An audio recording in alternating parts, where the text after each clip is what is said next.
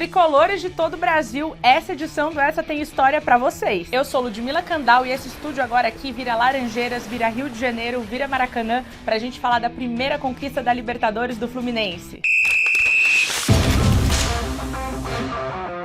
Essa aqui, ó, do tricolor carioca, conquistou a primeira Libertadores da história do clube num roteiro dos sonhos. Em cima do gigante Boca Juniors, que é super tradicional em Libertadores, e dentro do Maracanã, no Rio de Janeiro, que pulsava uma final. Cá pra nós aqui, hashtag eu fui, eu tava. E eu tava do lado da torcida do Fluminense, que tava apoiando, que tava cantando, que tava tudo, com aquele grito de campeão entalado na garganta. Mas a torcida argentina, a torcida do Boca, também deu um show no Maracanã. Nesse aqui eu vou fazer um pouquinho diferente. Eu vou falar primeiro da camisa e depois eu conto a história da Libertadores. Afinal, é muito recente, né, gente? Faz o quê? 2 meses? Linda, te sinto mais bela. Gente, vocês ouviram essa música do mestre, do gigante Cartola, né? Eu não podia falar da temporada de 2023 do Fluminense, ainda mais falando de camisa de time, se eu não mostrasse, se eu não fizesse um rabichinho aqui, ó, dessa belezura que o Fluminense e a Umbro lançaram em homenagem ao Cartola, que era a Flusão doente.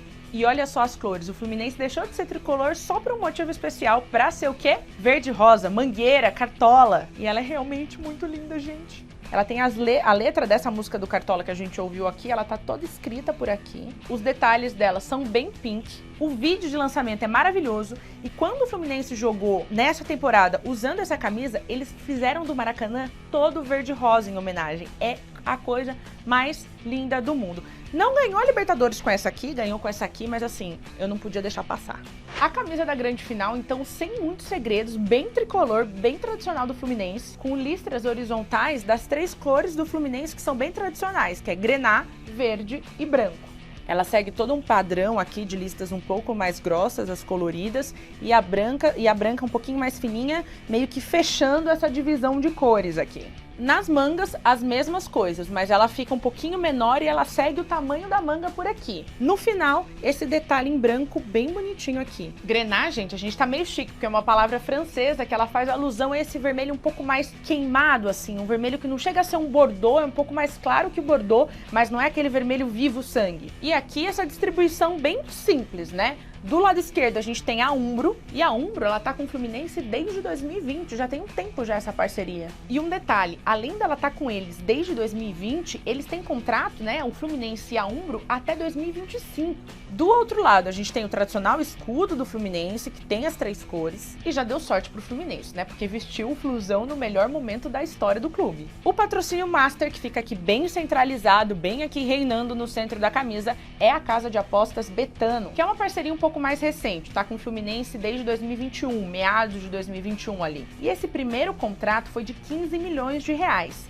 Mas deu tão certo que ele iria só até o meio de junho desse ano, de 2023, mas eles já renovaram. A Betano vai estampar a camisa do Fluminense até 2025 também, mas os valores não foram divulgados. Essa camisa ela ainda tem um detalhe, um patchzinho assim muito exclusivo de quando o Fluminense foi campeão mundial, né, da Copa Rio em 1952. Eles homenageiam esse título também nessa camisa. O detalhe pode ser visto aqui no cantinho, ó, e também aqui atrás. Do lado tem a marca oficial, né, o selo oficial da Umbro. Bom, apresentada a camisa, agora a gente fala do quê? De futebol, de título, de glória eterna. É liberta, meus amigos. O Fluminense abre essa temporada já com alma de campeão, porque ele ganha o Campeonato Carioca pra cima do Flamengo. E aí chega como na Libertadores? Grandão sem medo. Mas era sem medo mesmo, porque o Flu passa em primeiro lugar na fase de grupos e não era qualquer grupo, não. Era um grupo que tinha o River Plate, nada mais, nada menos que o River Plate. E eles ainda fazem 5-1 em pleno Maracanã em cima dos argentinos. Na fase mata-mata, logo de cara, o Fluminense despacha os argentinos júniors. Depois eles eliminam o Olímpia do Paraguai, que eliminou o Flamengo nessa mesma Libertadores. E tudo assim, com certa facilidade, tá? A gente falou rápido dos primeiros jogos, porque na semifinal foi o que deu o que falar. O Flu encara logo o Inter. Era uma dobradinha brasileira ali. E foram 2 jogaços de tirar o fôlego, assim. No primeiro jogo na semi, que foi lá no Maracanã, na casa do Fluminense, empate em 2-2. E jogo com cara de Libertadores, alma de Libertadores. Com as duas equipes assim, ó, jogando fino da bola. Era só tapa de qualidade e os goleiros fazendo milagres. E aí no jogo de volta, que foi lá no Beira-Rio, assim, um jogo com clima que só a torcida brasileira sabe fazer, sabe? Quem abre o placar em casa? O Colorado. E não só abriu o placar, como segurou o jogo até os 35 minutos do segundo tempo. 35 minutos do segundo tempo. Era segurar a bola 10 minutos, pum, tava no final. Mas eles não contavam com a astúcia de um menino de 21 anos, nada mais, nada menos que John Kennedy. Não é o ex-presidente dos Estados Unidos, ele é o John Kennedy de Laranjeiras. Guarda esse nome que eu vou voltar a falar dele na final. O John Kennedy faz o primeiro gol, em 6 minutos ele tabela com o Cano, dá uma assistência pro Cano, o Cano marca o segundo. Deixa eu só fazer um parênteses sobre o Cano aqui, que assim, gol do Cano vocês já sabem, né? Faz o ó. Depois daquela partida que teve contornos épicos e o Fluminense jogou com alma de campeão, o torcedor já não podia ter mais dúvida. Era pra ser campeão nessa Libertadores, nessa edição, com o talento desses dois meninos. E aí chegamos à grande final, que vem logo quem? Boca Juniors, que eliminou o Palmeiras nos pênaltis. E o Boca que chegou nessa final sem ganhar nenhum jogo na fase mata-mata. Viciado em pênalti. Boca que contava com quem? Edinson Cavani. Com todos esses elementos, só podia ser muito histórico, né? E não tinha palco melhor para ser essa decisão do que o estádio do Maracanã, no Rio, com a torcida do Flu empurrando. A grande final foi no dia 4 de novembro e essa que vos fala estava em loco no Rio de Janeiro. Que assim, gente, estava lotado de argentino do Rio, os argentinos colaram em peso. Eu falei mais castelhano do que português quando eu cheguei lá. Antes de entrar para a grande final, eu fiquei um tempo ali no Maracanã conversando com vários torcedores do Fluminense, crianças torcedores do Fluminense. Posso dizer que assim, estavam todos com um grito de campeão entalado na garganta. Porque lembra que o Fluminense já chegou em uma final da Libertadores lá em 2008 e não ganhou, foi vice. Então assim, pro Flu aquele jogo, chegar naquela final, poder contar com a torcida no Maracanã era tudo ou nada. Era o melhor Fluminense em anos.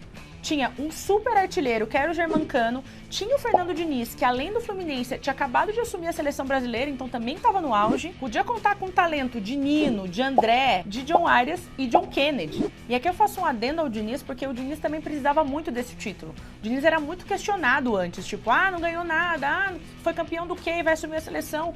A partir do momento que ele ganha essa Libertadores, ele muda de patamar. Na final, uma festa linda das duas torcidas, como eu já falei. Realmente o clima no Maracanã era clima de final. A torcida do Flu, de certa forma, esperançosa, mas assim, respeitando muito o peso da camisa do Boca em Libertadores. E jogo com cara de final, né, gente? O primeiro gol nasce de uma jogada do Keno com o John Arias, que procura quem e acha quem?